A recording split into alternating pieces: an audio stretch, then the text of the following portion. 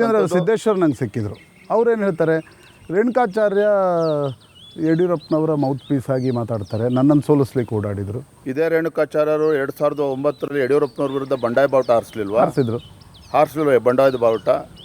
ಚೆನ್ನೈಗೆ ಹೋಗಿದ್ರು ಮೊದಲು. ಹಾಗಾಗಿ ನೀವು ಯಾರು ಯಡಿಯೂರಪ್ಪನವ್ರ ವಿರುದ್ಧ ಮಾತನಾಡ್ತಾರೆ ಅವ್ರು ಹೀರೋಗಳು, ಯಾರು ಯಡಿಯೂರಪ್ಪನವ್ರ ಪರವಾಗಿ ಮಾತಾಡ್ತಾರೆ ಅವ್ರು ವಿಲನ್ಗಳು.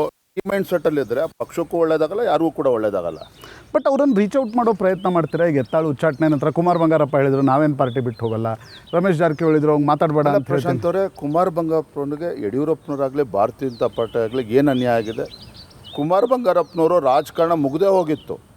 ಇದೇ ಸ್ವರೂಪದಲ್ಲಿ ಯಡಿಯೂರಪ್ಪನವರು BJP ಕರೆತಂದವ್ರಿಗೆ ಮತ್ತೆ ಟಿಕೆಟ್ ಕೊಟ್ಟು ಅವರನ್ನು ಗೆಲ್ಲಿಸಿ ಒಂದು ರಾಜಕೀಯ ಪುನರ್ಜನ್ಮ ಯಾರು ಕೊಟ್ಟಿದ್ರೆ ಯಡಿಯೂರಪ್ಪನವ್ರು ಕೊಟ್ಟಿದ್ದಾರೆ. ಅವರು ಇಲ್ಲ ಅಂತ ಹೇಳ್ಬಿಡ್ಲಾಗಾದ್ರೆ ಕುಮಾರ್ ಬಂಗಾರಪ್ಪನವರು.